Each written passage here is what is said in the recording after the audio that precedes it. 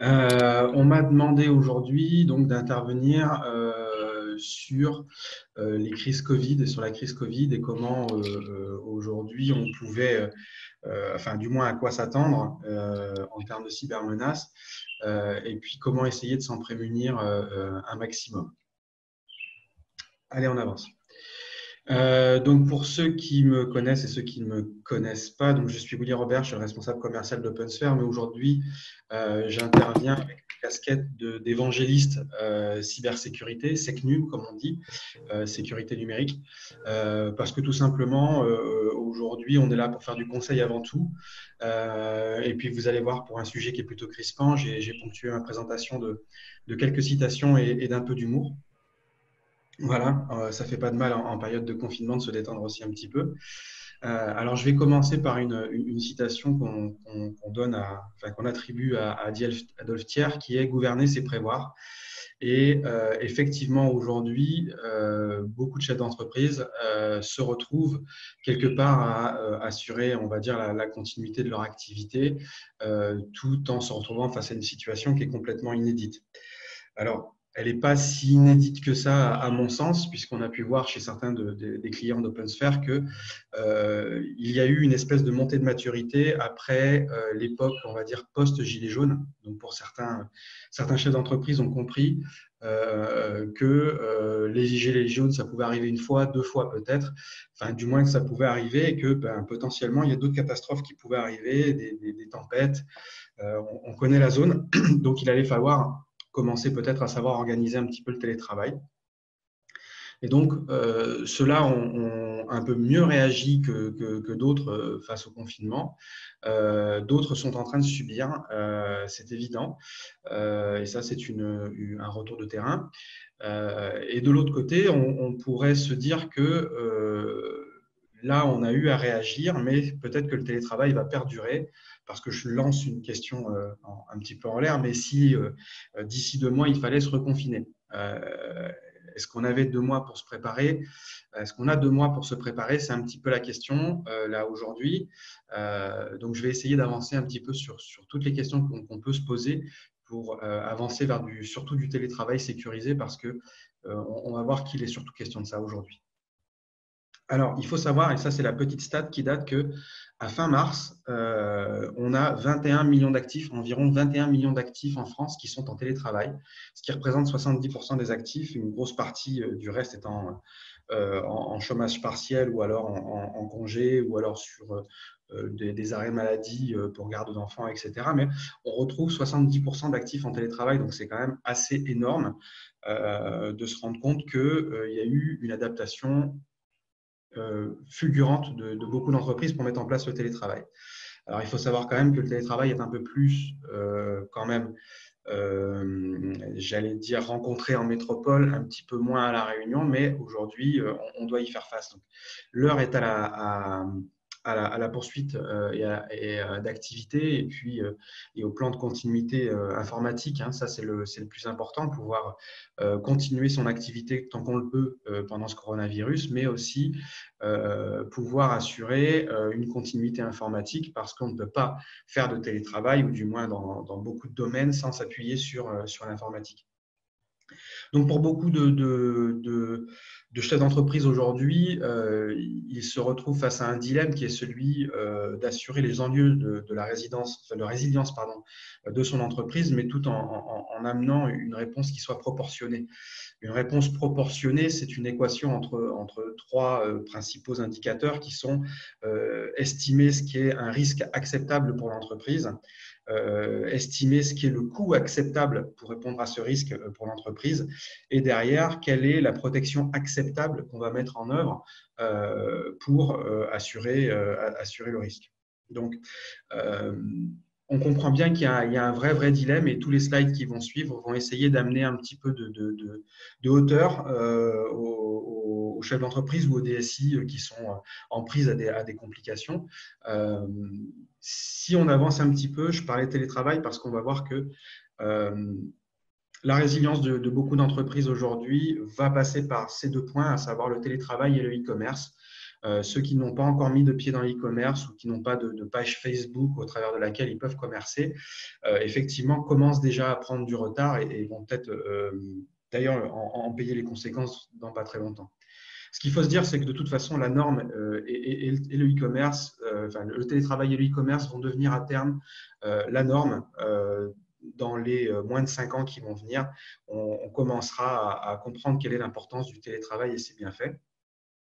Et puis, ce qu'il faut comprendre, c'est que pour ceux qui l'ont mis en place aujourd'hui, ce qu'on constate énormément, retour de terrain toujours, c'est que la mise en place du télétravail ou la mise en place du e-commerce se fait là maintenant à la hâte parce qu'on a tendance à ne pas être proactif, mais plutôt réactif. Donc, on réagit face à la complication. On n'essaye pas de l'anticiper et il faudrait vraiment commencer à un petit peu anticiper un peu plus les choses pour que certaines choses se passent un petit peu moins dans la douleur. Donc, le problème, c'est que ça, les hackers l'ont très, très bien compris, puisque depuis maintenant 2 mois, pardon, 2 mois, il y a énormément de campagnes sur tous les fronts qui se sont mis en place. Donc, on a le droit à des fake news, des tentatives, on va dire, de déstabilisation, parce que ça sert à ça essentiellement, tentatives de manipulation de l'opinion. On va retrouver des scams énormément, donc des arnaques, on va en parler tout à l'heure, énormément de phishing, toujours du crypto, c'est-à-dire du ransomware. Donc, on a des nouveaux ransomware encore qui se sont créés autour du Covid-19, on va en parler. Des nouveaux malwares parce que forcément, il y a des nouvelles utilisations qui arrivent en termes de digital. Donc, les pirates se sont engouffrés dans cette voie-là. Et puis, énormément aussi de rats qui vont avec les malwares, ce qu'on a dit, des remote access tools, des outils qui permettent de prendre à distance le contrôle d'une machine ou d'un serveur. Donc, on voit bien que de toute façon, il faut avancer vers le télétravail sécurisé, mais on ne peut pas le faire n'importe comment parce que sinon, on avance carrément avec un bandeau sur la tête sur un terrain miné. Donc, on peut présager des restes du bonhomme. Alors, pour commencer, on va aller sur la difficulté d'assurer la continuité d'activité. Ça aujourd'hui, c'est ce que rencontrent tous les chefs d'entreprise et tous les DSI, c'est-à-dire assurer le plan de continuité d'activité, le plan de continuité informatique de l'entreprise, mais aussi accompagner les utilisateurs parce qu'il y a un énorme changement des habitudes qui se fait. Pour ceux qui n'ont pas habitué au télétravail, mais dont on se rend compte que le poste peut être occupé en télétravail, il y a du changement et tout ça, ça ne se fait pas comme ça. Alors, deuxième citation, pardon, que j'attribue à Freddie Mercury, c'est Show Must Go On. Les mélomanes me rejoindront là-dessus. Tout simplement parce qu'il faut pouvoir maintenir son site web pour informer les clients, maintenir son site de e-commerce si on veut pouvoir vendre, ou alors son application mobile. Alors là, j'ai quelques exemples qui sont flagrants. Le premier, c'est Decathlon, donc Decathlon qu'on connaît bien, qui a œuvré d'ailleurs pour la crise en offrant des masques de plongée, mais ils se sont trouvés face à un problème. C'est un très gros pic de commandes sur les articles de sport, sachant qu'ils livraient en mode drive. Donc, ils ont dû faire face à une énorme afflux de commandes, ce qui a quand même mis leur site Internet down sur la partie vente. Donc, on comprend bien là tout de suite que déjà, même dans le meilleur des cas, c'est-à-dire quand vous continuez à vendre, vous risquez quand même d'avoir des problèmes. Donc, maintenir son site web et son site de e-commerce actif, c'est une bonne chose. Et puis, on avait même vu des applis mobiles être submergées d'utilisateurs, c'est-à-dire des applis mobiles qui n'étaient pas scalées pour recevoir autant d'utilisateurs et qui se sont effondrées. Donc, on parle d'applis mobiles qui font de la mise en relation sur des circuits courts, des applis mobiles un petit peu d'initiatives locales qui étaient là pour mettre en œuvre des relations entre des gens qui fabriquaient des masques et d'autres qui en avaient besoin. Enfin bref. Donc, on a vu aussi ce côté afflux qui peut générer d'un seul coup un problème. Donc, une fois qu'on qu'on a passé ce problème-là du site web et du site de e-commerce, il faut maintenant s'intéresser à la partie télétravail, les collaborateurs, parce qu'on ne peut pas tout arrêter. Et donc, il va falloir garantir l'accès à l'information aux employés, que ce soit les mails, que ce soit l'accès distant pour l'accès aux serveurs de fichiers, que ce soit la bande passante, parce qu'attention, mettre 25 ou 30 ou 70 collaborateurs en télétravail à distance, ça ne se fait pas comme ça. 70 personnes qui se connectent à distance, ça mérite d'avoir aussi d'avoir assez de bande passante en entrée, sinon il risque d'avoir un travail qui est très ralenti, voire impossible. De la même façon que de l'autre côté, la vie de la sécurité continue. On a aussi des éditeurs qui nous renvoient des mises à jour critiques. Ces temps-ci, on en a vu beaucoup. Ces mises à jour critiques, comment est-ce qu'on les fait quand on est à distance, sans impacter les utilisateurs qui eux-mêmes sont à distance? S'il y a besoin de redémarrer des systèmes, comment est-ce qu'on fait? Il faut se déplacer, etc. Donc, ça pose déjà un problème aussi de garantir l'accès à l'information. Ensuite, on a un autre problème qui est le fournir le matériel, parce qu'il faut bien comprendre qu'on ne met pas les gens au télétravail comme ça du jour au lendemain. Il faut leur donner du matériel si possible. Si on ne peut pas, on va utiliser ce qu'on appelle les BYOD, donc les Bring Your Own Device, c'est-à-dire le matériel des utilisateurs eux-mêmes, leurs propres ordinateurs, leurs propres téléphones, etc., leurs propres tablettes. Mais ça va poser des problèmes. Ça va poser des problèmes que peut-être que vos employés n'ont pas les bons logiciels, ils n'ont pas le pack office. Comment est-ce qu'on fait pour leur mettre à disponibilité un pack office? Ou alors ils ont un pack office, mais ils ont un pack office de Mathusalem. Il n'y a pas de compatibilité sur les fichiers. Ou alors ils sont admin local de leur poste. Qu'est-ce qui se passe quand ils sont connectés dans l'entreprise? Est-ce que leur poste est propre? Est-ce que leur poste n'a pas été infecté déjà par autre chose? Donc, il y a déjà beaucoup de questions à se poser. Ensuite, il faut fournir une connexion Internet, c'est-à-dire qu'on ne met pas les gens en télétravail, on leur demande, vous payez votre connexion et puis on verra ce qui se passe après. Non, il faut vérifier l'équipement du foyer parce qu'on ne se connecte pas comme ça sur un serveur de fichiers en 3G, ça peut poser des problèmes. Mettre une demi-heure pour télécharger un fichier de 2 mégas, ça peut poser problème. Ensuite, on a des coûts qui sont liés au fait de prendre un abonnement qui supporte l'abonnement. Et puis, en fonction des gens, parce qu'à La Réunion, tout le monde n'a pas la chance d'avoir la fibre, on peut encore aussi avoir des lenteurs. Donc, il faut bien comprendre que la connexion Internet est dans tout ça aussi un point important. Il faut continuer à garantir la confidentialité des données, c'est-à-dire que même à distance, il faut garantir la gestion des accès, il faut garantir les privilèges. Les accès et les privilèges, ce n'est pas la même chose. Ce à quoi on accède et comment on y en accède, ce sont deux choses différentes encore. Il faut pouvoir effectivement loguer, tracer, juste par, j'allais dire, par souci de traçabilité. Il faut pouvoir s'assurer que tout le monde fonctionne bien et que personne n'a accès à des informations auxquelles il ne devrait pas avoir accès. De la même façon qu'il faut pouvoir chiffrer, c'est-à-dire que si on doit transmettre des pièces qui sont sensibles, il faut essayer de passer par une messagerie chiffrée le plus possible, éviter de passer par des plateformes de téléchargement externes, etc. etc. Et puis pour finir, show must go on, mais show must pas go on n'importe comment parce qu'il faut pouvoir encadrer le fonctionnement du télétravail. C'est-à-dire que ce que je dis au-dessus, mettre en place des outils, responsabiliser les gens, assurer la confidentialité, fournir le matériel, tout ça ne se fait pas non plus sans process. Donc, il faut au préalable avoir effectivement une charte informatique qui prévoit l'emploi du télétravail. À minima, et ça c'est nécessaire à toutes les entreprises, il va falloir le rappeler, il faut une PSSI dans l'entreprise, donc c'est-à-dire une politique de la sécurité des systèmes d'information. C'est comment est-ce qu'on gère la sécurité des systèmes d'information. Et puis, une convention de télétravail qui couvre tous les aspects que je viens d'évoquer. Et puis enfin, amener de la supervision, parce que comme je le dis, si on ne log pas, on n'est pas à l'abri d'avoir ouvert l'entreprise aux 4 vents et de ne pas savoir qui, en ce moment, est en train j'allais dire, de gambader dans les couloirs informatiques de l'entreprise. Donc, là, c'est la partie qui fait un peu peur. Le Freddie Mercury était drôle avant, mais on a des alternatives à tout ça, bien entendu. Et si vous ne les avez pas mises en place, il faut commencer à réfléchir à les mettre en place. Donc, pour ça, effectivement, héberger son infrastructure informatique dans le cloud, aujourd'hui, on voit bien que ceux qui l'ont déjà fait, ceux qui ont externalisé on va dire les parties critiques de leur système d'information, s'en sortent mieux que les autres. Donc, ils s'en sortent mieux parce qu'effectivement, les opérateurs cloud, eux, ne sont pas à l'arrêt. Ensuite, il faut pouvoir déployer du VPN parce que sans connexion VPN, on n'a pas de chiffrement entre l'entreprise et le salarié. Donc, c'est vraiment très important de disposer de connexion VPN et de ne pas ouvrir le réseau de l'entreprise à tout va.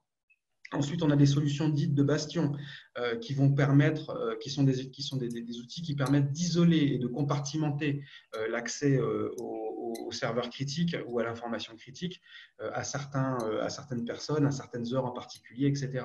Et puis ensuite, il faut une bonne RH parce que si on n'a pas de bonne RH, on va avoir des problèmes pour mettre en place la charte, on va avoir des problèmes pour faire comprendre à tout le monde qu'il faut se mettre en télétravail, que le télétravail c'est encadré, etc. Donc, il faut absolument avoir une bonne approche des relations humaines.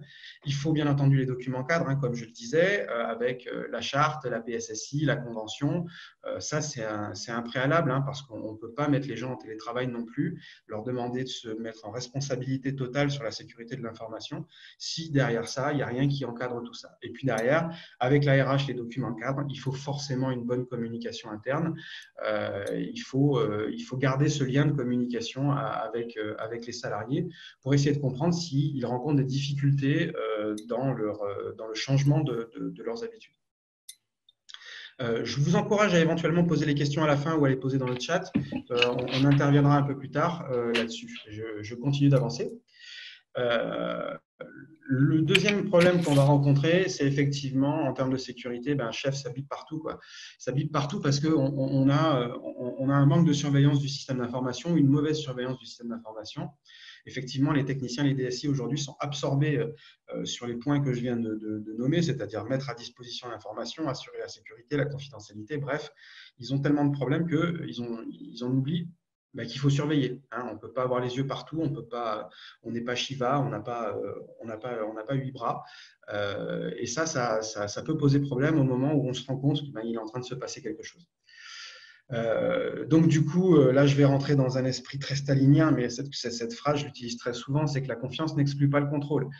Et je l'utilise avec mes enfants, c'est pour vous dire. Mais voilà, il est important de comprendre qu'effectivement, la surveillance n'exclut pas le contrôle. Si on met en place le télétravail d'une façon un peu anarchique et non contrôlée, on va faire face à d'autres problèmes. On va faire face à un problème de réactivité des équipes IT. C'est ce que je viens de dire. Ils sont absorbés par leurs problèmes, en plus à distance, avec sûrement les problèmes du jour, c'est-à-dire éventuellement les enfants, etc. Enfin, le confinement n'est pas facile pour tout le monde, même sur la santé mentale. Il y a une absence très souvent constatée d'outils de monitoring ou d'alerting chez nos clients. Ils se rendent compte qu'ils n'ont pas de surveillance, mais ils se rendent compte qu'ils n'ont pas de surveillance une fois qu'ils n'ont plus les yeux sur l'informatique. Et pour beaucoup de gens, ne plus avoir les yeux sur l'informatique, c'est ne plus être dans les locaux de l'entreprise. Et là, on se rend compte qu'on n'a plus de surveillance. Et là, je dis attention aux SCADA. Alors, les SCADA, c'est ce qu'on appelle les environnements industriels. Des environnements industriels, il y en a beaucoup à La Réunion. C'est-à-dire des environnements où on a des chaînes de production, où on a des chaînes de froid à gérer. Tout ça est géré aujourd'hui par des automates informatisés ou pas. Et il faut savoir que pour plein de raisons, ces automates sont ouverts sur Internet pour des raisons de télémaintenance, parce qu'on ouvre un port, on oublie de le fermer, etc. etc. Et ces outils SCADA, donc ces outils industriels, si on les met à l'arrêt, on les met à l'arrêt. Si on chiffre les outils et les serveurs, ça va causer des gros problèmes de production industrielle et peut-être, je ne sais pas moi, on pourrait parler de production ou de livraison je ne sais pas moi, de médicaments, d'alimentaires. Il pourrait y avoir des cas qui peuvent être relativement graves. Ensuite, on a très souvent l'ouverture de ports de façon aléatoire et dangereuse sur les firewalls pour donner tel accès à telle application ou à tel service. Donc, c'est très dangereux parce qu'on ouvre des services sur Internet sans vérifier comment on les a ouverts. Et comment est-ce qu'ils sont sécurisés, est-ce qu'on a mis un frontal, est-ce qu'on n'a pas mis un frontal, est-ce qu'on filtre, voilà, c'est très compliqué. Ensuite, on a, comme je le disais tout à l'heure, le télétravail non logué, c'est-à-dire qu'on ouvre le télétravail aux gens, mais on n'encadre pas. Donc, du coup, on a des gens qui accèdent au système d'information à toute heure. Et puis, surtout, depuis n'importe où. Ils peuvent aujourd'hui se loguer depuis chez eux, depuis leur ordinateur. Et puis, le soir, aller chez leur petit ami. Enfin, j'en sais rien. Ils ne respectent peut-être pas forcément le confinement. Et puis, se connecter depuis chez leur petit ami le lendemain. Donc, ça fait 2 ordinateurs qui se connectent au même système d'information. On n'est pas sûr que ces 2 ordinateurs aient la même hygiène informatique. Donc, ça, c'est quand même assez important de de loguer le télétravail et de l'encadrer, et puis surtout s'assurer que ce n'est pas fait n'importe comment. Ensuite, on a la télémaintenance, parce qu'effectivement, on a aussi des clients qui infogèrent leur système d'information et qui donc ouvrent des ports, ouvrent des accès en télémaintenance. Et cette télémaintenance, elle n'est pas maîtrisée, parce que, pareil, le prestataire va se connecter n'importe où, n'importe comment, à n'importe quelle heure. Et puis, ce n'est pas logué, donc on ne sait pas exactement ce qu'il a fait, sur quoi il est intervenu, sur quoi il a procédé. Enfin, ça, je parle de ça dans la majorité des cas. Je connais des prestataires qui font des rapports suivis de leurs interventions, et il y en a d'autres qui ne prennent pas le temps de le faire. Et honnêtement, dans la période actuelle, je ne suis pas sûr que tout le monde prenne le temps de faire un rapport. Donc, les alternatives, c'est quoi? Là, par contre, oui, je prêche un peu pour la paroisse, mais il faut faire des tests d'intrusion et des scans. Si on ne sait pas comment est-ce qu'on est vu de l'Internet par les potentiels pirates, comment voulez-vous pouvoir vous en défendre? Ensuite, on peut s'appuyer sur ce qu'on appelle des SOC, des Security Operations Center. Donc, ce sont des centres qui vont vous permettre d'assurer toute cette partie monitoring et alerting pour vous, et même responsing. Donc, c'est-à-dire qu'ils vont, monitorer votre système d'information en termes de sécurité. Ils vont pouvoir être alertés quand il y a un problème, et puis en plus, ils pourront répondre à votre place. Donc, ça, c'est ce qu'on appelle un SOC. Sinon, mettez en place de la supervision, fournissez ou prenez des contrats d'infogérance en sécurité avec vos prestataires. Assurez-vous que ce soit eux qui supervisent vos antivirus, que ce soit eux qui supervisent vos firewalls, etc., etc. Et puis, pour ceux qui sont dans le cloud, adressez-vous à votre prestataire cloud et vérifiez qu'il vous propose dans son catalogue des services de sécurité. Et si c'est le cas, souscrivez dès demain à ces services de sécurité. Ne faites pas l'économie de ça. Alors ensuite, voilà, on a des campagnes de phishing qui se sont montées sur le thème du Covid, bien évidemment. Donc ça, c'était forcément inévitable. Donc oui, il est bon, mon hameçon, il est frais. Et c'est ce que dit Dimitri aussi de son côté. Donc, on se retrouve avec des ransomware divers, avec du vieux ransomware recyclé, avec du ransomware mis à neuf, à peine pimpé, et puis du nouveau ransomware. Donc ça marche toujours et ça marchera encore. Le ransomware, je rappelle, ou rançongiciel en français, c'est quand on vous envoie plus ou moins un mail avec une pièce jointe ou un lien on vous oblige à cliquer, vous ouvrez la pièce jointe ou vous cliquez sur le lien et vous infectez votre ordinateur avec un virus qui va chiffrer les données de votre ordinateur et peut-être même chiffrer les données du réseau de l'entreprise. Et puis ensuite, on vous réclame une rançon pour récupérer la clé de déchiffrement. Bien entendu, il ne faut pas payer. Il faut avoir prévu avant ces sauvegardes. Ça, c'est un gros conseil. Et sensibiliser les gens, on va le voir un peu plus tard. Ensuite, on a ce qu'on appelle des faux vies, donc des faux ordres de virement, des fausses factures fournisseurs qui arrivent dans l'entreprise pour des achats de masques FFP2 ou pour du gel ou je ne sais quoi, ou allez même savoir pour de la chloroquine en ce moment. Donc, vous avez plein d'arnaques là-dessus sur des faux ordres de virement à faire. Vous avez les fausses attestations en ligne à remplir pour pouvoir sortir, donc les fameuses attestations pour sortir, sachant que s'il y a une attestation officielle, c'est sur un site du gouvernement qu'on va la chercher. Mais vous en avez plein qui visent à voler vos données personnelles, tout simplement. Donc, elles vont vous demander de remplir tout ça. Vous avez l'arnaque des fameux tests Covid gratuits, mais dont l'expédition est payante. Donc, on vous demande forcément de remplir vos codes de carte bleue. Et n'espérez pas avoir vos tests gratuits. Vous avez aussi en ce moment des tentatives de phishing sur des demandes de réunions urgentes via Zoom. Donc, on vous demande de façon urgente de vous connecter à une réunion pour X raisons. Il faut savoir que ça mène au point qui est juste après, c'est-à-dire à l'installation la plupart du temps ou à la mise à jour du composant Zoom ou d'autres outils collaboratifs qui ne sont pas des vraies mises à jour ou l'installation du vrai composant. La réunion n'existe pas et ce que vous allez installer, c'est un malware. Donc, faire très attention à ça. Et puis, vous avez, elles commencent déjà à fleurir, elles vont fleurir de plus en plus. Ce sont les fausses applications de tracking Covid. Donc, depuis ce matin, vous avez un article dans le GIR qui explique que l'application en local qui va gérer, on va dire, le tracking Covid à La Réunion, je dis tracking parce que c'est du tracking, ça va s'appeler ensemble. D'accord? Donc, il est important de comprendre qu'il va y avoir une seule et pas 40 applications à la réunion qui vont faire ça. Donc, faites attention aux fausses applications. Et puis, cette campagne de phishing, elle va continuer ad nauseum parce que chaque fois qu'il y aura une nouvelle idée, ils vont utiliser cette nouvelle idée. Donc, les alternatives, c'est quoi? Les alternatives, c'est de faire de la veille cyber. Alors, faire de la veille cyber, ça consiste en deux choses. La première, c'est soit avoir quelqu'un en interne qui est un petit peu sensibilisé aux problèmes de sécurité, généralement quelqu'un du système d'information qui en plus a la connaissance des outils qui sont utilisés et qui va pouvoir organiser. Alors, il y a des outils qui existent, mais on peut aussi s'abonner à des bonnes newsletters. Surtout, c'est ça, s'abonner aux bonnes newsletters, des bons sites. J'en ai pas là comme ça en tête, mais il y en a pas mal. Ça permet d'avoir une veille, c'est-à-dire il faut consacrer à peu près 15 à 20 minutes par jour pour quelqu'un qui travaille dans l'informatique et qui est sensible à la sécurité ou qui fait de la veille. Voilà, il faut consacrer 15 à 20 minutes par jour. Si vous avez des robots, c'est encore plus rapide. Des robots qui vont scraper pour vous ces infos et qui vont vous les ramener. Moi, c'est ce que j'ai. Et qui vont vous permettre d'orienter de la veille. Voilà. Donc ça, c'est la première des choses, c'est avoir une veille, parce qu'au moins, vous entendez parler des scams et de toutes ces arnaques, tous ces thèmes de phishing avant tout le monde. Et ça vous permet derrière de faire de la communication interne et donc de sensibiliser les gens et de communiquer sur le fait que, attention, il y a une campagne en ce moment sur ça, ne cliquez pas, ne répondez pas, etc. etc.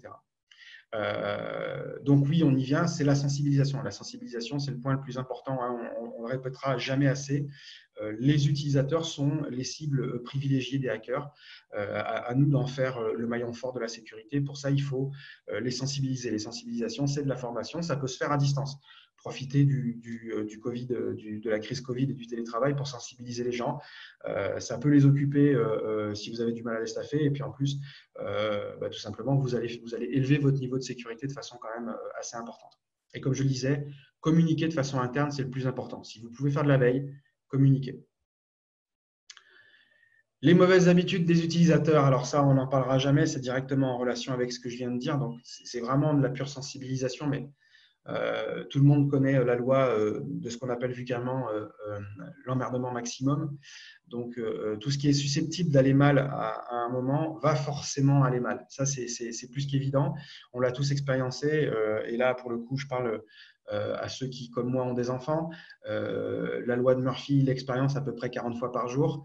Mais voilà, c'est un petit peu aussi la loi de la physique qui est erreur-essai. Hein. Il faut faire, c'est ça, c'est erreur-essai, erreur-essai. Et ben voilà, sauf que parfois ça peut être un peu la catastrophe. Donc, le problème qu'on rencontre chez la plupart des utilisateurs, c'est la gestion des mots de passe. Alors ça, c'est un peu le nerf de la guerre. C'est la façon dont ils vont gérer les mots de passe. Et ça, en télétravail, ça va être crucial. Parce que donner des accès aux gens, c'est bien. Les laisser gérer les mots de passe, c'est moins bien. Donc, il faut absolument leur astreindre cette gymnastique. Ça fait partie de l'accompagnement au changement, mais il faut leur expliquer pourquoi on le fait. Tout simplement parce que s'ils mettent des mots de passe tout pourris sur des VPN ou sur des accès à distance, il y a forcément un moment où ça va aller mal, c'est évident. Les tentatives de phishing multiples, je viens de les évoquer. Ensuite, on a le problème du mix entre l'usage perso et l'usage pro d'un ordinateur qu'on aura confié à un utilisateur, un collaborateur, ou tout simplement parce qu'il va utiliser aussi son ordinateur personnel portable pour pouvoir travailler. Donc, le problème, c'est très souvent d'utiliser la messagerie ou alors l'ordinateur lui-même, c'est-à-dire le navigateur lui-même de l'ordinateur pour soit faire du mail, soit faire du streaming, soit faire du download complètement. C'est-à-dire là, on s'ennuie en ce moment, donc on télécharge des trucs pour tester des choses. On a aussi tous les achats. Quand on fait un achat sur une plateforme avec son mail professionnel, ce n'est pas une bonne chose du tout parce que ce mail va se retrouver dans une liste de distribution. Pour peu qu'on utilise le même mot de passe que sa messagerie pour ce site d'achat, c'est simple, c'est que si un hacker récupère la base de données de ce site d'achat, il y a de fortes chances qu'il ait un accès mot de passe email à votre messagerie. Donc, ce n'est vraiment pas des choses qu'il faut faire. Donc, il ne faut pas mixer le pro et le perso, ça c'est hyper important. Et puis là, en ce moment, on le voit aussi, c'est les forums. Parce que tout le monde se met au bricolage, tout le monde se fait, ah bah tiens, j'ai oublié de changer les bougies sur la Peugeot. Bref, tout le monde s'inscrit sur des forums pour pouvoir échanger avec des gens sur des conseils. Et ça, il y en a qui le font avec leur mail professionnel parce qu'ils se disent, oh, bah, au moins, j'ai pas de souci avec ça, je ne vais pas me faire assommer de pub, etc. Bah, c'est faux. La pub, elle va rentrer dans les serveurs de l'entreprise et forcément, à un moment ou à un autre, il y a quelque chose qui risque de mal se passer. Ensuite, on va retrouver le problème des droits admin locaux sur une machine. Donc ça, c'est récurrent, où on a des utilisateurs qui sont administrateurs locaux de leur machine. Donc, ils ont le pouvoir sur l'installation ou la désinstallation d'outils. Ils ont le pouvoir sur l'activation ou la désactivation d'antivirus, ou le pouvoir de programmer des exceptions dans l'antivirus. Ils peuvent changer l'adresse IP de leur machine. Donc, dans ces cas-là, comment est-ce que le VPN fonctionne? Je m'excuse 2 petites secondes, j'ai un chien qui hurle. Hop là. Voilà. Ah, il a des poumons, lui. Ils peuvent agir sur l'adresse IP de la machine. Donc, comment le VPN fonctionne si l'adresse IP a changé? Parfois, ça peut être compliqué. Il a la main sur la configuration de la machine. Donc, ça aussi, ça peut être compliqué. Et puis, ou si tout simplement il se fait voler son accès, il est administrateur potentiellement sur des choses sur la machine. Donc, ça peut créer un risque, une vulnérabilité dans le système d'information. Et puis, enfin, on a le vol, la perte, la casse, parce qu'on sait que les utilisateurs ne sont pas forcément précautionneux avec le matériel qu'on leur prête. Et puis, d'autres ont des enfants en télétravail. Malheureusement, la loi de Murphy s'exerce là, comme je le disais tout au début. Donc, les alternatives à ça, ce sont la sensibilisation essentiellement. On va avoir la gestion des privilèges, hein, comme je le disais au début, parce que quand on a quelqu'un qui est administrateur local de sa machine, en théorie, ce n'est pas possible. Hein, il ne peut pas être administrateur, il doit être utilisateur avec certains privilèges, mais il ne doit pas être administrateur local de sa machine. Sauf si c'est la sienne, bien entendu, ça va être compliqué à gérer. Ensuite, on a la partie anti-spam parce que malheureusement, si les gens ne sont pas sensibilisés, eh ben, il faut recourir à des solutions plus techniques. Donc, c'est mettre en place un anti-spam qui va filtrer un maximum de tentatives de phishing pour essayer d'exposer le moins possible les utilisateurs. Ensuite, on a ce qu'on appelle le MFA, c'est le Multi-Factor Authentication. Donc, c'est l'authentification multifacteur. On n'a pas que le mot de passe, on va aussi avoir soit un token, c'est-à-dire que l'utilisateur dispose d'un code temporaire à taper quand il se connecte, qui lui seul est en mesure de connaître. On va avoir le chiffrement des postes parce que c'est important. Si un poste doit être volé ou perdu, il ne faut pas que potentiellement quelqu'un puisse récupérer les informations qui se situent sur ce poste-là. C'est hyper important. Sur tout ce qui est portable et tablette, on peut mettre en place des outils de MDM, donc de Mobile Device Management. Ce sont des outils qui permettent de scinder l'utilisation, entre autres, pro-perso. Ça permet aussi de contrôler les accès de ce téléphone-là au système d'information et comment il y accède. Enfin, voilà. Si le téléphone est perdu, on va pouvoir aussi effacer à distance toutes les données ou le localiser.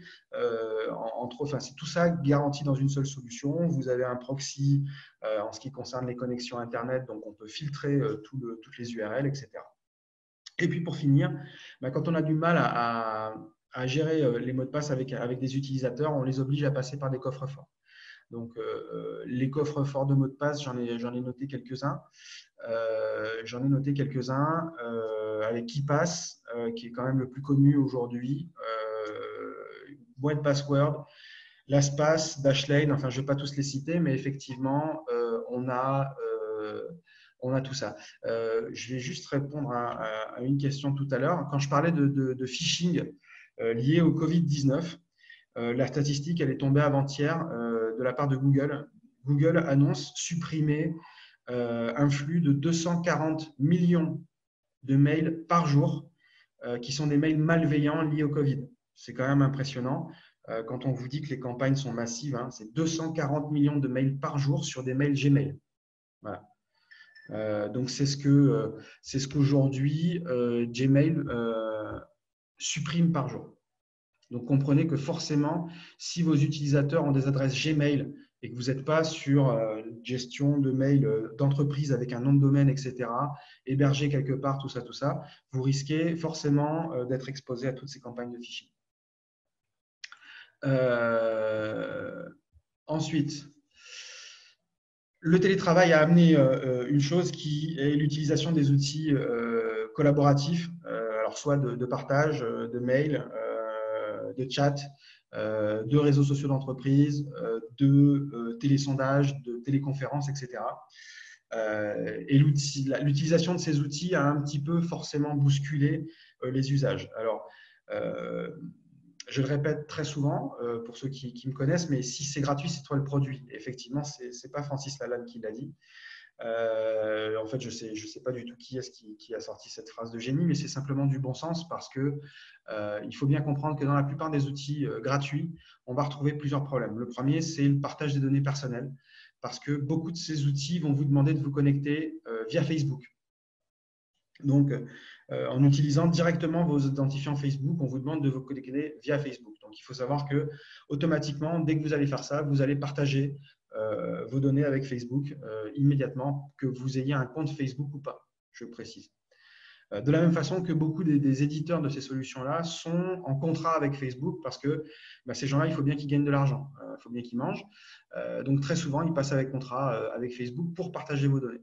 Ensuite, on a toutes les applications ou tous les sites web qui vont sniffer vos cookies pour savoir où est-ce que vous allez, qu'est-ce que vous faites, combien de temps vous y allez, etc.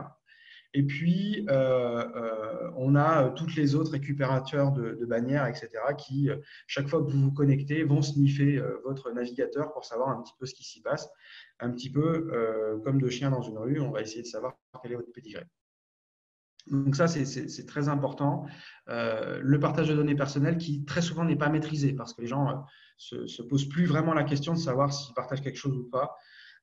Et parfois, ça c'est un petit peu dramatique. Ensuite, on a la perte de données critiques ou stratégiques. Et là, ça peut devenir un énorme problème parce que en utilisant ces outils collaboratifs, soit on envoie des documents sur le cloud, on ne sait pas où sont les serveurs.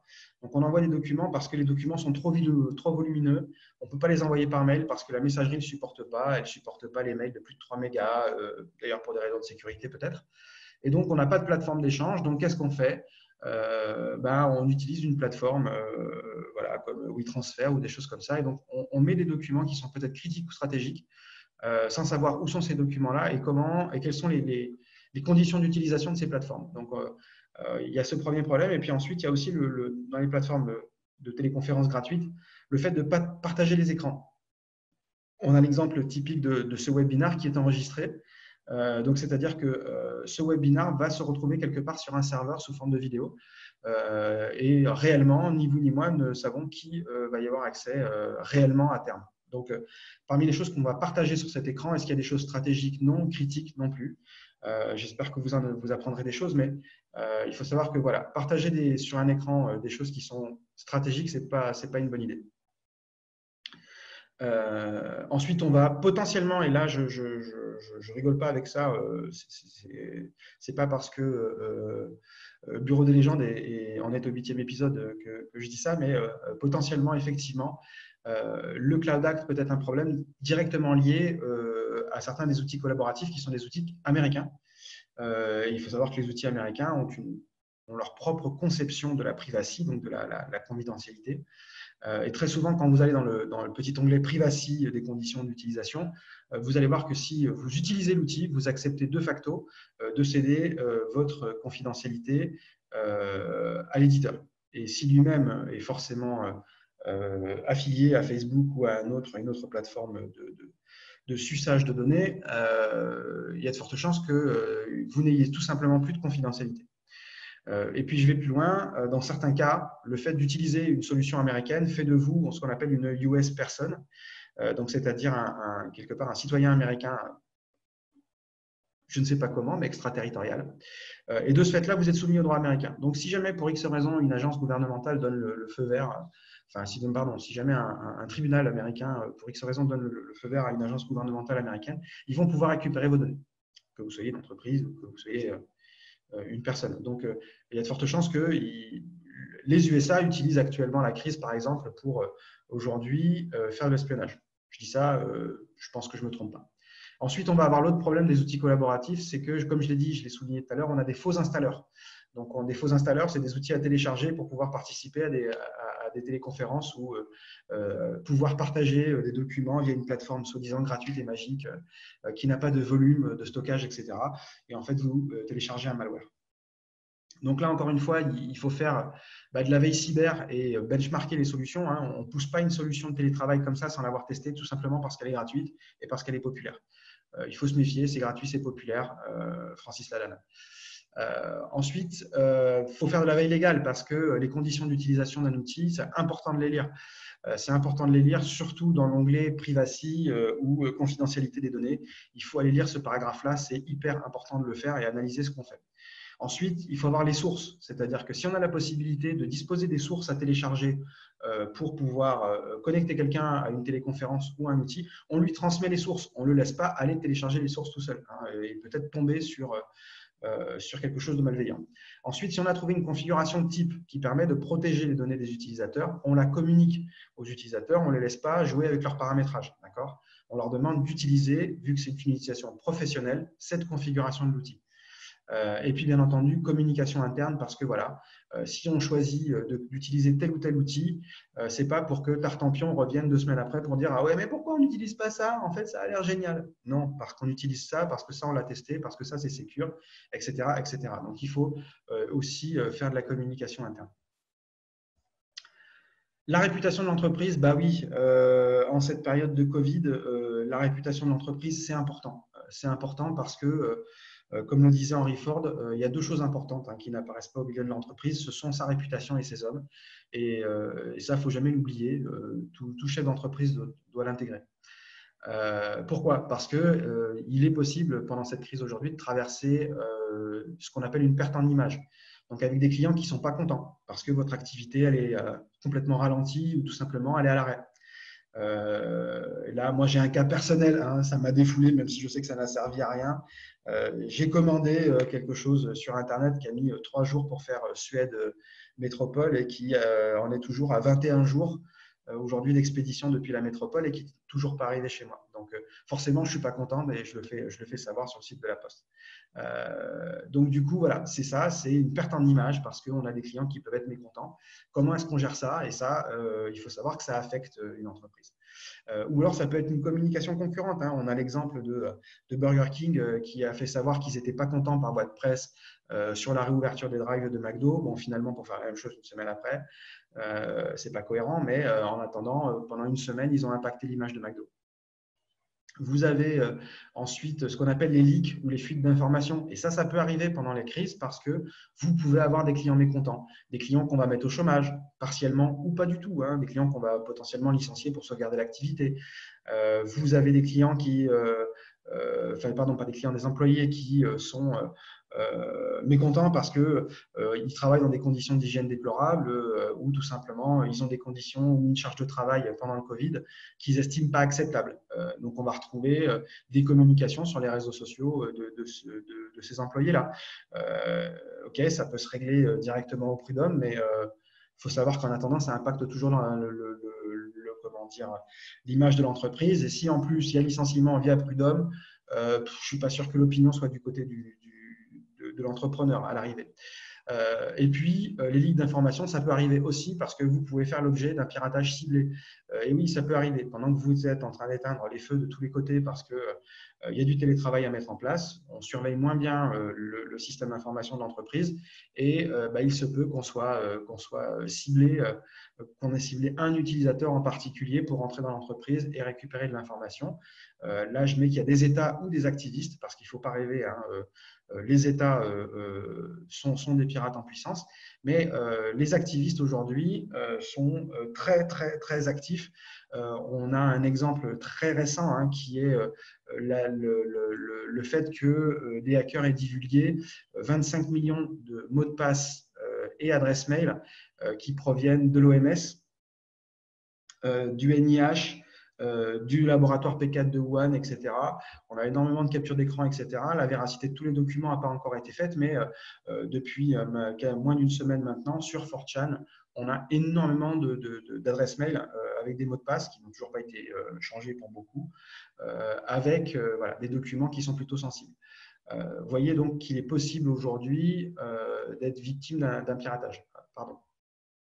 Alors, les alternatives à ça, ça va être la communication interne et externe. Donc, quand on a une perte en image, il faut pouvoir communiquer de façon externe, c'est-à-dire répondre à une communication externe, à une communication concurrente, répondre à les clients et puis les prendre en charge quand ils ne sont pas contents. Ça passe très souvent par l'adoption d'un community manager. Si on n'en a pas, il va falloir que quelqu'un s'y consacre. Donc, c'est quand même un temps non négligeable que de s'assurer de répondre aux clients que soit il y a des raisons à l'arrêt de l'activité, soit il y a des raisons au ralenti de l'activité qui doivent prendre leur mal en patience et que voilà. Idem pour la communication interne, hein, c'est-à-dire que quand on met des collaborateurs en activité partielle, etc., ou quand on leur impose des conditions de télétravail, si on n'a pas de communication interne qui est orientée vers les collaborateurs et qui prend en compte le facteur humain, ça peut poser problème, d'où ce que je disais, c'est que tout ça ne se règle pas par des outils finalement techniques, mais par beaucoup plus l'humain et la gestion de process et l'accompagnement au changement, où on a un gros volet RH sur l'installation d'une confiance mutuelle entre les salariés et puis l'entreprise, hein, que tout le monde soit bien dans le même vecteur de résilience de l'entreprise. Il faut pouvoir comme on le fait régulièrement au sein du groupe Exodata, par exemple, tester l'humeur des employés régulièrement parce qu'il est important de savoir dans quel état aujourd'hui sont vos collaborateurs à distance, dans quelles conditions ils travaillent, est-ce que les conditions sont suffisantes, est-ce qu'ils ont besoin de quelque chose. Il y a beaucoup de choses à faire pour que les employés ne se sentent pas lésés, mécontents. Je ne parle pas là des conditions d'hygiène pour ceux qui sont à la rencontre du public, c'est évident. Là, je parle un peu plus aussi pour les salariés à distance. Et puis, il y a toute la motivation, parce que parfois, quand on est à distance, on peut aussi sentir ce problème pour certains d'être inutile ou de ne pas s'en sentir utile, de ne pas s'en sentir accompagné, etc. Et donc, se démotiver dans sa tâche. Donc, tout ça ne peut passer, je le répète, que par de la communication et de l'accompagnement RH.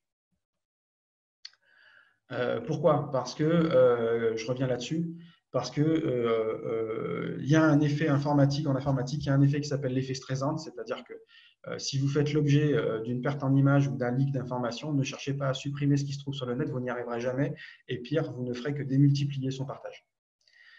Et donc, démultiplier votre perte en image.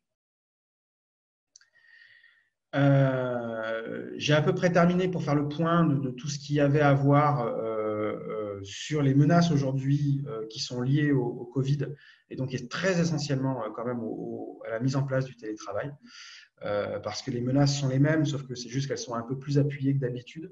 Ça, c'est clair. Alors du coup, on commence par où, mon capitaine? On commence par le fait que William Ward disait le pessimiste se plaint du vent. L'optimiste espère que le vent va changer quand le réaliste, lui, ajuste ses voiles. Et ça, c'est évident, on en revient à un point que j'ai développé tout au début du webinaire qui est le point de la résilience et surtout de la maturité, c'est-à-dire savoir apprendre des actes passés, des pertes parfois et des difficultés qu'on a pu traverser pour pouvoir essayer de capitaliser et avancer, passer à autre chose et surtout pas attendre que le changement va venir des autres, que l'amélioration va venir des autres. Ça, c'est de l'optimisme, c'est bien l'optimisme, mais dans beaucoup de cas, ça ne paye pas. Ou alors, ça paye à très long terme et ça peut devenir compliqué à très court terme, du coup, à assurer. Donc, ma conclusion, elle est plutôt, enfin, la documentation, elle existe, c'est-à-dire que par où on commence, il y a beaucoup de choses qui sont mises à disposition des entreprises par l'État lui-même. Il faut savoir qu'on a quand même la chance d'avoir une agence nationale qui gère la sécurité des systèmes d'information en France. Elle nous fournit aujourd'hui 3 axes qui sont, le premier, c'est le guide du nomadisme. Il faut le télécharger, c'est gratuit. Ce guide du nomadisme, il va vous permettre, il va un peu vous rappeler un petit peu tout ce que j'ai fait là, mais c'est un guide vraiment pour mettre en place le télétravail et gérer les collaborateurs nomades. Ensuite, vous avez la règle des 42 règles d'hygiène de sécurité. Il n'est jamais trop tard pour les mettre en place. Il faut savoir que sur les 42 règles, peut-être qu'une quinzaine ne vous concerne pas, ce n'est pas très grave, mais il y a au moins il y a un très très gros volet de ces règles-là qui, quand on les met en place, amènent clairement une amélioration très significative dans la sécurité des systèmes d'information et surtout dans la résilience de l'entreprise face aux menaces cyber. Pour terminer sur le troisième axe que propose l'ANSSI, c'est de travailler avec des solutions qui sont dites certifiées CSPN pour certificat de sécurité premier niveau. Ces solutions sont des solutions qui ont été testées et brevetées, on va dire brevetées au sens accréditées par on va dire par l'ANSSI comme étant des solutions qui sont sécures à utiliser, qui en plus sont des solutions françaises, donc franco-françaises et certifiées suivant des référentiels français mis en place par l'ANSSI. De la même façon que les solutions pour agir, c'est aussi ne pas faire l'autruche quand on est victime d'un incident de sécurité. Il faut le déclarer auprès de cyberveillance.gouv.fr. C'est une bonne chose parce que, premièrement, l'incident sera comptabilisé dans les statistiques, mais surtout, cyberveillance va vous orienter, va vous accompagner dans la résolution de votre problème si c'est possible, mais surtout vous orienter vers des prestataires et des professionnels de la sécurité pour que vous puissiez réagir, malheureusement, et non pas agir, mais réagir face à cela et faire en sorte que peut-être potentiellement tout ça n'arrive plus. Si l'incident de sécurité implique la fuite malencontreuse de données à caractère personnel, il va être important de le signaler auprès de la CNIL. Et ça, je le rappelle, c'est de façon légale. Hein, il faut le faire très, très, très rapidement. J'ai plus en tête, malheureusement, là, ça y est, mon Alzheimer fait le cas, j'ai plus le délai, mais le délai est très, très court. Hein. Vous avez quelque chose comme peut-être 72 heures pour le signaler auprès de la CNIL. Si je viens de dire une bêtise, les spécialistes vont me corriger. Mais vous avez un délai très court pour signaler la perte en données personnelles auprès de la CNIL, sinon vous êtes fautif au regard de la loi. Donc, il faut bien comprendre que tout ça, clairement, si vous n'êtes pas en mesure de mettre tout ça en place, si vous n'êtes pas en mesure d'avoir les équipes nécessaires aussi, ou le niveau de compréhension, et ce n'est pas péjoratif quand je le dis, le niveau de compréhension et le niveau de compétences pour mettre en place tout ça, n'hésitez pas à faire demande auprès de spécialistes. Donc, on n'est pas les seuls sur l'île, on n'est plus les seuls, alléluia aussi, on n'est plus les seuls aujourd'hui à pouvoir amener les entreprises à une meilleure compréhension, une meilleure mise en œuvre des éléments de sécurité. Alors, là, je préviens, je m'appelle Willy Robert, mais je n'ai aucun lien de parenté avec Didier Robert. Donc, on a le rappel du chèque numérique de la région. Il y a des subventions à prendre, effectivement. Donc, ceci n'est pas une citation. Sur le site de la région, vous avez la possibilité de télécharger le document pour bénéficier du chèque numérique. Alors, le chèque numérique, on va faire un petit rappel, pour être éligible, il faut être une TPE de moins de 10 salariés, ça c'est très important. Il faut savoir que face au Covid, la région a fait évoluer le périmètre des missions de cybersécurité, des missions couvertes par le chèque numérique à certaines missions de cybersécurité, dont par exemple la mise en place de télétravail. On a aujourd'hui, pour parler d'OpenSphere, 2 clients qui nous ont contactés pour ce type de mission et qui vont faire jouer le chèque numérique. Il faut savoir que ce chèque prend en charge jusqu'à maintenant 80% du montant hors taxe des prestations, à un plafond de 3 200 €. Donc, on est passé de 50 à 80% et d'un plafond de 2008 à 3 200 € hors taxe, qui est quand même une bonne chose. On a des institutions qui fonctionnent et qui sont prêtes à mettre de l'argent sur la table. N'hésitez pas à en bénéficier. Je n'ai pas d'action à la région, je le répète, je n'ai pas d'action à la région, je ne connais pas Didier.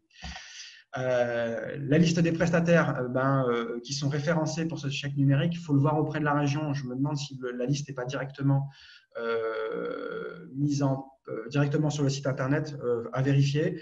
Et dans le meilleur des cas, sachez-le, on est prestataire référencé. Alors, conclusion, parce qu'on arrive à 1 heure maintenant pile poil de webinaire, j'aimerais qu'on ait quand même un petit instant surtout d'échange, parce que je vois qu'on est 18 participants, sauf moi 17, donc c'est plutôt et sans Aurore 16. Donc, c'est bien, c'est plutôt fréquenté et je sais aussi que beaucoup de personnes vont revoir ce webinaire en replay plus tard. Il serait intéressant de répondre à toutes les questions qui vont arriver et je voudrais prendre le temps pour ça. Ça va peut-être permettre de répondre à toutes les questions que tous les autres pourraient s'être posées. Donc, ma conclusion dans tout ça, on va commencer par ma définition et elle est personnelle. Mais aujourd'hui, je n'ai pas eu de procès en diffamation.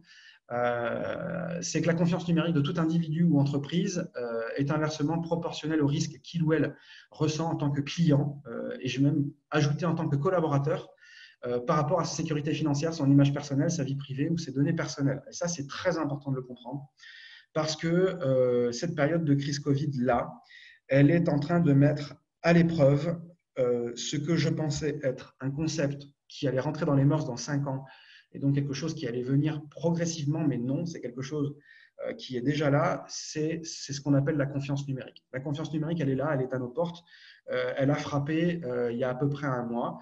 La confiance numérique, c'est ce qui va garantir à toutes les entreprises ou toute individualité l'échange de biens ou de services en toute confiance à partir du moment où ce bien ou ce service va nécessiter l'implication d'un service numérique ou d'une plateforme numérique. C'est évident.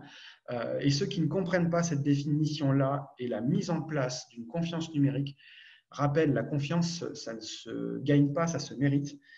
Je le rappelle à mes enfants tous les jours.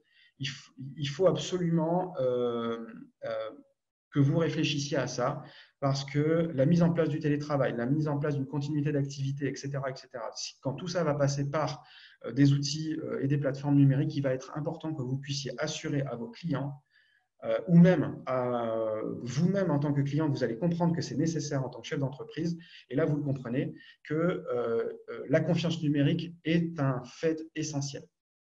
Si vous êtes un client et que vous avez des services cloud, vous allez tout de suite vous inquiéter de est-ce que mes services cloud sont suffisants, est-ce qu'ils sont sécurisés pour pouvoir assurer du télétravail demain. Là, vous allez comprendre tout de suite que vous allez réclamer de la confiance numérique à votre prestataire. De la même façon, attendez-vous à ce que beaucoup de vos clients vous réclament cette même confiance numérique sur la gestion de leurs données, sur la gestion de la confidentialité, sur la continuité d'activité, etc., sur la réactivité, bref. La confiance numérique, il faut que vous l'impliquiez. Dernier point à évoquer, c'est voyez plus loin. On revient à la longue vue qu'on a vue au tout début de la présentation avec la citation d'Adolphe Thiers qui est que gouverner, c'est prévoir. Ne voyez pas les conditions actuelles comme des contraintes. Voyez plutôt ça comme forcément un vecteur d'amélioration, un pourvoyeur d'opportunités qui va vous permettre de mettre en place du travail sécurisé, améliorer la résilience de l'entreprise parce qu'on va améliorer la sécurité de l'entreprise de façon à ce que, hop, je le répète, si potentiellement dans 2 mois on a un reconfinement, vous ne soyez pas encore les mains dans les poches à vous demander mais comment ça peut nous arriver une deuxième fois et comment est-ce qu'on va s'en relever une deuxième fois. Vous avez peut-être potentiellement 1 mois, 2 mois, 3 mois devant vous jusqu'à une potentielle crise gilet jaune, Covid-19 ou que je ne sais-je. Voilà, vous avez ce temps-là encore devant vous pour vous y préparer. Soyez actif et proactif et non pas réactif. Je vais terminer sur cette gentille phrase. Je vous remercie tous de votre attention. Je vais essayer d'aller plus conversation, commencer à répondre à toutes vos questions. Alors, je vais essayer de prendre tout le monde. Je suis en télétravail. J'ai à dispo du matériel informatique programmé par ma DSI, donc je ne risque rien. Par contre, ma propre ligne Internet, point d'interrogation, je suis en droit de demander à mon employeur de supporter les frais de mon abonnement pendant le confinement. Alors, ça, je ne sais pas si légalement, moi je ne serai pas un expert légal là-dessus. Ce qui est sûr, c'est que dans beaucoup de cas, effectivement, l'utilisation de la connexion Internet par le collaborateur, elle a un coût. Si la connexion est déjà prise ou n'a pas encore été prise, elle peut être prise par l'entreprise. Si elle n'a pas été prise, elle peut être dédommagée. Alors, pas à hauteur de 100%. Pour mon cas personnel, voilà, mon entreprise prend en charge une partie OpenSphere prend en charge une partie de mon télétravail, mais c'est parce que j'étais déjà moi en télétravail auparavant. Et voilà, donc ça, c'est encore autre chose, mais ça peut être le cas. Et en tout cas, c'est négociable. Hein, ça peut se comprendre que vous fournissiez un bout de la chaîne du télétravail, il peut être, j'allais dire, légitime de réclamer une partie de compensation. J'ai répondu à la question de Aurore qui était l'ordre de grandeur de campagne. Hein, on le disait, c'est 240 millions de mails par jour qui sont supprimés par Gmail sur des tentatives de phishing. Alors, Mathieu, comment imposer à un salarié de ne pas être admin local de son BYOD? Ce n'est pas possible. Alors, soit c'est possible contractuellement, mais sinon, ce n'est pas possible. On peut bien comprendre qu'on ne peut pas demander à un utilisateur de donner l'administration de son propre outil. C'est un petit peu comme si on demandait à quelqu'un, à un commercial, de dire tu travailles avec ta voiture et ta voiture nous appartient, on décide ce que tu en fais. Ça pose gros problème. Donc ça, à mon sens, ce n'est pas possible. Après, si contractuellement c'est couvert et que le salarié l'a accepté, ça doit être jouable. Donc on a quelqu'un qui nous dit, alors je vais mettre ça en plein écran, ça va être plus facile. Voilà. On nous dit quelqu'un, oui, il faut faire attention à Zoom. Hein. L'utilisation massive de Zoom a été, et d'ailleurs même pour cette téléconférence, ça a été soulevé. Il y a des problèmes de sécurité sur Zoom. Il y en a eu. Zoom a fait des avancées. Ils ont supprimé le SDK de Facebook, c'est-à-dire que du coup, il n'y a plus ce partage automatique de données. Maintenant, c'est à l'utilisateur de mieux paramétrer. Il y a le fait qu'ils aient annoncé aussi de travailler avec un gros groupe qui fait du bug bounty, donc pour traquer toutes les vulnérabilités de l'outil et essayer de faire en sorte qu'elles soient moins exposées aux hackers. Mais effectivement, il faut faire attention à Zoom. Il y a des vulnérabilités, elles sont connues. Il y a énormément de comptes aujourd'hui qui sont disponibles sur le darknet, des comptes, des comptes utilisateurs, des gens qui ont mis des mots de passe bidons très simplement, très souvent. Mais en plus, des personnes qui ont aussi utilisé le compte de l'entreprise, ça j'en parlais tout à l'heure, avec un mot de passe bidon sur Zoom. Donc il y a de fortes chances que ces gens-là aient exposé quelque part leur entreprise. Donc avec un email connu et un mot de passe qui a sûrement été quelque part réutilisé quelque part, pourquoi pas dans la messagerie. Donc il faut faire très attention à ça. Donc oui, je vois que là, il y a beaucoup de questions qui concernent Zoom. Le clonage des sites authentiques. Alors effectivement, le clonage de sites authentiques, ça peut être un problème. On a des cas qui reviennent très souvent, qui sont des cas de ce qu'on appelle de typo-squatting. C'est-à-dire, on pourrait imaginer, beaucoup d'entreprises pensent à couvrir ces risques-là pour leurs utilisateurs, mais certaines n'y pensent pas et se retrouvent exposées. Je vous donne un exemple de typo-squatting. C'est, imaginons qu'on vous demande de vous connecter à Zoom via le site web de Zoom pour télécharger l'application et qu'en fait, vous n'alliez pas sur Zoom, ZOOM.us, mais Z00M.us. On voit bien tout de suite que la typographie n'est plus la même et donc effectivement, vous n'allez plus sur le même site. Alors, les hackers font les choses très bien. Hein. Ils vont faire exactement le même site que Zoom, exactement le même. Hein. Ils vont le cloner complètement. Et ça, ce n'est pas très compliqué. Hein. Il suffit d'aller dans le code de la page, CTRL-U, CTRL-C, CTRL-V, et vous avez cloné un site. Ça prend 2 secondes. Mais sauf que eux, derrière, ce qu'ils vont faire, c'est qu'ils vont vous mettre un faux installeur où ils vont vous demander de vous loguer, sauf que vous allez leur donner votre login et votre mot de passe. Donc, effectivement, on a ces soucis-là, comme je le disais, de sites qui sont clonés authentiques, qui peuvent soit vous amener de l'installation de malware, soit du vol de données. Désolé, je ne peux pas prendre cet appel. Ensuite, on a Jeanne, toujours, qui nous dit le tout informatique, obsession sous les grandes puissances où tout passe par Internet, mais État qui reste vulnérable à toute attaque, désorganisation d'un système, ça coûte cher, les chiffres en France. Alors, je n'ai pas de chiffres en France, hein, ce n'est pas moi qui vais vous donner des chiffres. Ce que je sais, c'est que la France, vis-à-vis des attaques informatiques, entre autres, fait partie des États qui sont les mieux préparés. Je l'ai dit tout à l'heure, on dispose de l'ANSSI, on dispose d'organisations comme le CLUSIR en région et le CLUSIF au niveau national. On a des clubs de DSI, de RSSI. Enfin bref, on a énormément on va dire d'organismes qui servent à lutter, qui sensibilisent des sociétés comme nous qui participons là au travers, par exemple, de ce webinaire de façon gracieuse à l'élévation de la maturité sur le territoire.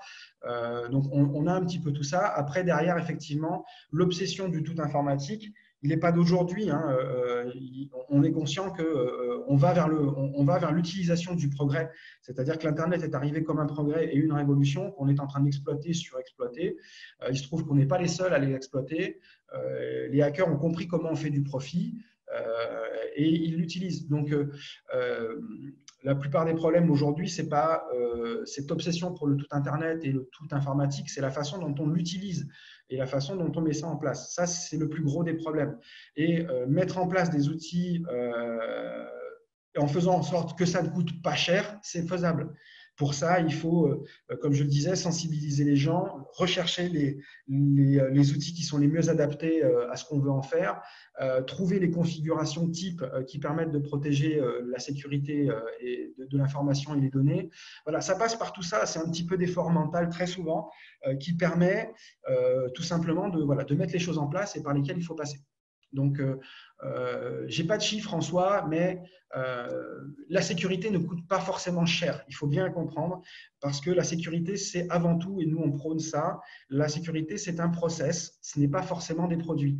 On met des produits quand on n'a pas forcément les moyens de mettre, ou quand on se casse moins la tête à vouloir mettre en place des process. Parfois, mettre en place un process, compter sur l'intelligence collective, c'est-à-dire former les gens et les sensibiliser, ça paye beaucoup plus. Vraiment, compter sur l'intelligence de ses collaborateurs, c'est un point important.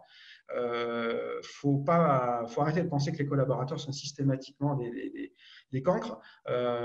Parfois, on peut compter sur eux et sur l'intelligence collective pour pouvoir faire des choses qui ne coûtent rien ou pas cher. Voilà, ça c'est important et je tenais à le souligner. Le chèque numérique est-il remboursable? Alors, le chèque numérique, c'est un système d'avance remboursable. C'est-à-dire qu'en fait, il faut aller sur le site pour bien comprendre. Vous sollicitez un prestataire pour, je ne sais pas moi, du chiffrement de postes, parce que c'est que des postes nomades, de la mise en place de VPN, de la mise en place d'une sauvegarde sécurisée, enfin bref, des missions de cybersécurité, entre autres. C'est celle dont je peux vous parler, parce que le chèque numérique n'est pas valable que pour la cybersécurité, attention. Hein. Je ne prêche pas que pour ma paroisse, mais comme on était là pour parler de cybersécurité, j'ai parlé de ça. Mais le chèque numérique, si vous allez sur le site de la région, vous allez voir que ça vous permet aussi de faire plein d'autres choses.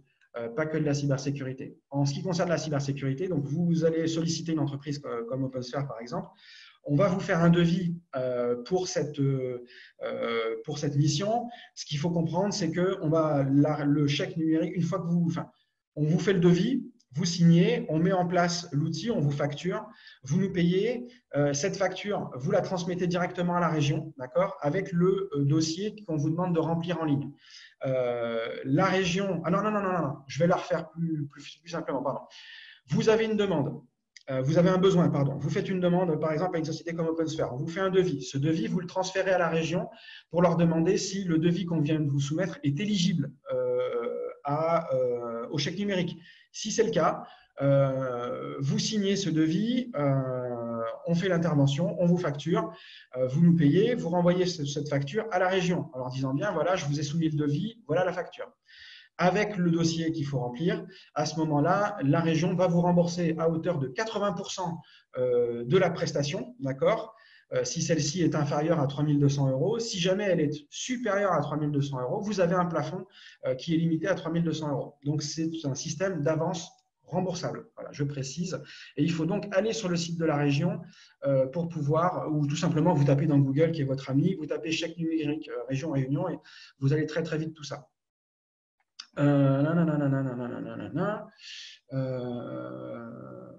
Alors, j'ai quelqu'un qui me répond, tous les aspects abordés et l'application, les bonnes pratiques sont plus ou moins connues du milieu de l'informatique, mais ça paraît compliqué que le travail n'ait pas été effectué en amont déjà de la part de l'entreprise pour les personnels non initiés. Alors effectivement, je reviens là-dessus, c'est un problème de maturité, hein, Emmanuel.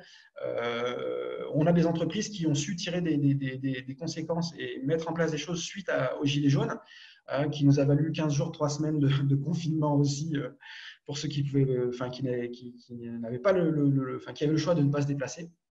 Donc ça, c'est important. On a des gens qui ont pris des initiatives et d'autres qui n'en ont pas prises. Donc malheureusement, oui, aujourd'hui, on a des entreprises qui se retrouvent un petit peu à mettre tout ça en place dans la douleur, financièrement, mais aussi en termes de réactivité, en termes de facturation, parce qu'ils ont des clients sur lesquels ils ne peuvent plus agir, où on a des gens qui prennent des risques énormes en n'ayant pas pu mettre en place le télétravail et donc font courir des risques de contagion à leurs salariés parce qu'ils les obligent à venir au bureau. Ils leur disent que le télétravail, ça n'existe pas dans l'entreprise, tu dois venir sur site. Bon, donc les gens se déplacent et on a là des gens qui continuent à se déplacer, donc on a toujours le potentiel danger de personnes qui se déplacent. Accidents de voiture, moto, etc., tout ce que vous voulez, mais on a aussi ce problème de mettre des salariés dans des conditions qui ne sont peut-être pas forcément les meilleures à l'heure actuelle. Ensuite, j'ai une autre question qui est sécurité de l'authentification, sécurité sur Internet, sécurité du poste de travail. Voilà. Ça fait beaucoup pour un particulier. Alors, je parlais essentiellement des entreprises. Un particulier, en théorie, il faut comprendre que ce n'est pas à lui de mettre tout ça en place.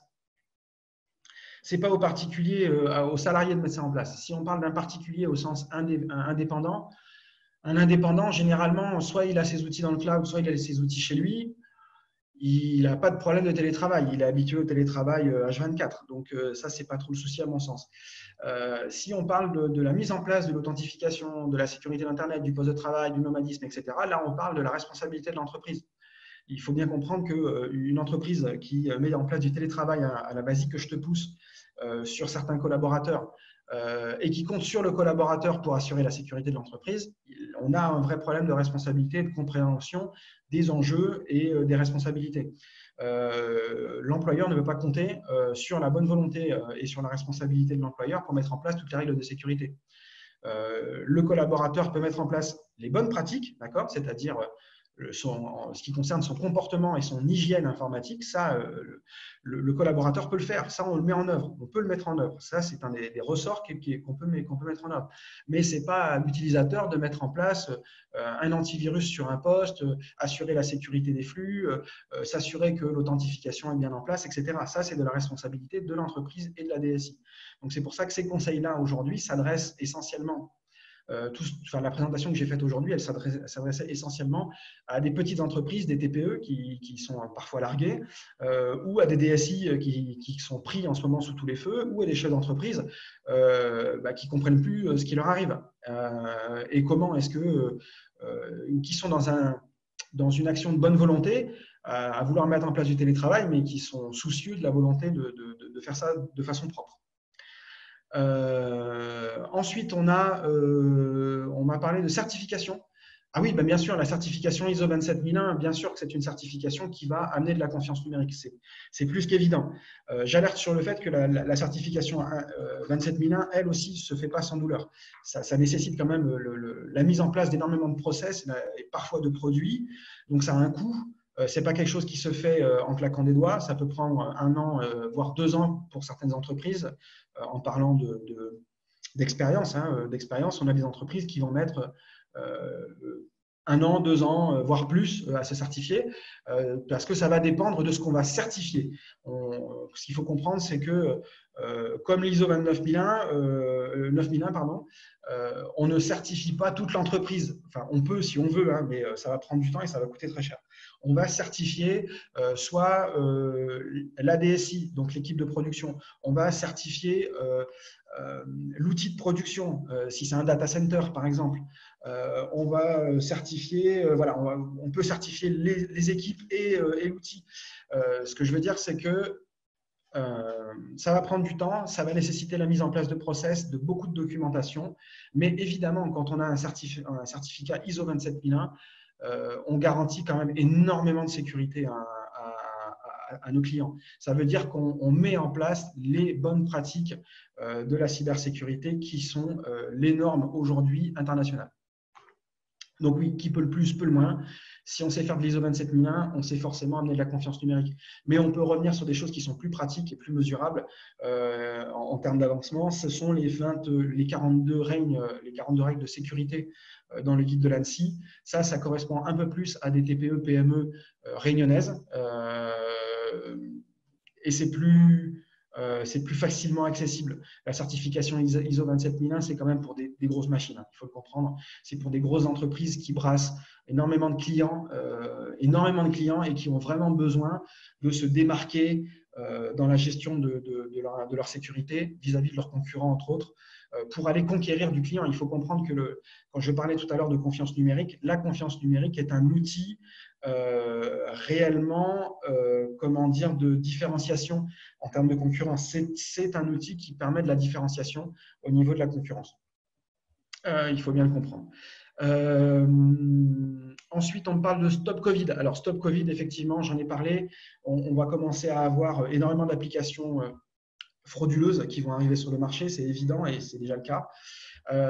Il est évident, bien entendu, que pour faire adhérer les particuliers à ce type d'application, il faut amener de la confiance numérique.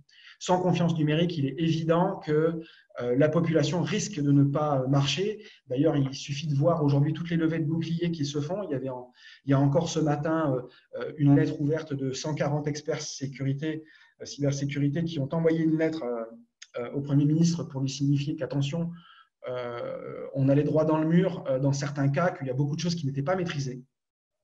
Je ne vais pas les citer là, ce n'est pas le souci. Et il est clair que clairement, dans beaucoup de cas, tous les lièvres n'ont pas encore été levés. Voilà, si on veut faire simple. Mais effectivement, Stop Covid, c'est l'exemple typique, la définition ultime de la confiance numérique. Sans confiance numérique, c'est un outil qui ne marchera pas puisqu'il sera basé sur le volontariat. Donc, les gens vont télécharger l'application s'ils le veulent. Il faut comprendre que dans certains pays plus totalitaires, on n'a pas laissé le choix aux gens. Soit on leur a poussé directement l'application, soit on les a obligés à télécharger l'application en vérifiant qu'ils l'avaient bien téléchargée. En France, on va partir sur le principe donc, de la collaboration individuelle et donc de la volonté des gens à télécharger quelque chose et à confier leurs données et potentiellement les données des autres, puisqu'il va s'agir de recueillir les mises en contact. Sans confiance numérique, ils vont effectivement avoir du mal à le faire passer. Maintenant, ce qu'il faut comprendre, c'est que les gens, ils ont besoin de savoir un minimum de choses. C'est qu'est-ce qu'on fait des données, où est-ce qu'elles sont stockées, combien de temps est-ce qu'elles sont sauvegardées et est-ce que tout ça est sécurisé.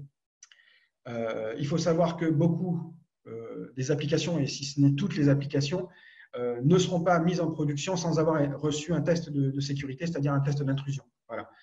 Ça, c'est évident.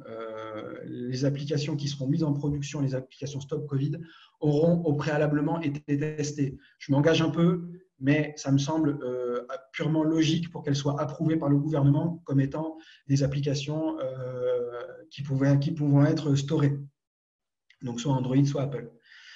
Ça, c'est le premier point important. Et les trois autres points, c'est ce que doit amener aujourd'hui le gouvernement en termes de réponse, c'est à quoi vont servir ces données, qui y aura accès, où est-ce qu'elles sont stockées et combien de temps est-ce qu'elles sont sauvegardées. Quand ils auront une réponse franche, fiable et qui sera uniforme pour toutes les applications, je pense que là, ils auront fait un effort tout en publiant, par exemple, aussi les certificats de test d'intrusion. C'est possible. En disant, ben voilà, en montant une plateforme qui va approuver toutes les applications qui auront rempli tous les critères d'après le gouvernement. Voilà. Ça peut être le cas, en disant, voilà, toutes ces applications sont approuvées, vous pouvez les télécharger, etc. etc. Il y a plein de raisons d'être paranoïaque sur tout ça. Je ne suis d'aucun bord, honnêtement. Voilà, j'essaye de répondre aux questions que vous me posez. Il y a un problème de confiance numérique. Il va falloir effectivement que tout ça soit approuvé et que les gens soient confiants là-dedans parce que sinon, ça paraît évident. Ça va être compliqué de faire fonctionner ces applications Stop Covid. Voilà, et ça pourrait être un échec à terme. Ensuite, on me dit ce webinaire est enregistré. Il va y avoir un replay. Je pense que Digital fournira le lien de ce replay un peu plus tard. On me dit, avec les 42 règles, on pourrait parler d'hygiène numérique. Oui, c'est le cas. Hein, c'est de l'hygiène numérique, d'appareils conformes à la cybersécurité. C'est exactement ça, oui. Les 42 règles d'hygiène de l'ANSSI On parle vraiment d'hygiène parce que je vais revenir à une de mes citations préférées ou exemples préférés pour ceux qui me connaissent. C'est qu'en 2020, maintenant, on a des voitures qui sont équipées d'énormément de sécurité périmétrique, c'est-à-dire airbag, ceinture de sécurité active, ABS, ESP, contrôle de trajectoire. On a du freinage automatique en cas de piéton, si un piéton traverse. Enfin bref, on a aujourd'hui énormément de sécurité périmétrique dans une voiture. Si on voulait faire une comparaison, la sécurité périmétrique dans une entreprise, ça va être les antivirus, les firewalls, les sondes IPS, IDS, les SIEM, enfin tous ces produits ou ces solutions logicielles qui sont là pour amener de la sécurité. Dans une entreprise, tout ça, c'est ce qu'on appelle de la sécurité périmétrique. Et puis, vous avez derrière ça ce qu'on appelle l'hygiène.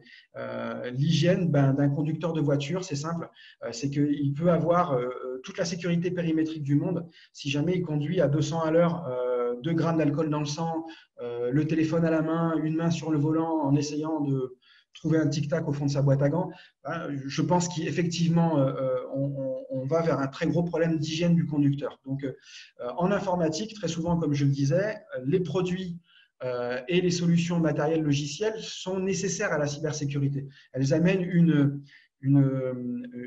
sécurité périmétrique. Mais si le conducteur est fou à l'intérieur du véhicule, ça ne sert à rien de mettre autant de sécurité périmétrique et des sommes folles. Il faut à l'intérieur avoir une véritable hygiène et ça marche avec tout. Hein. Vous pouvez acheter la meilleure brosse à dents du monde et le meilleur gant de toilette du monde. Si vous l'utilisez une fois par semaine, ça ne va pas mieux vous laver. Hein. Il faut comprendre qu'il faut l'utiliser tous les jours, hein, la brosse à dents, etc. etc. Donc,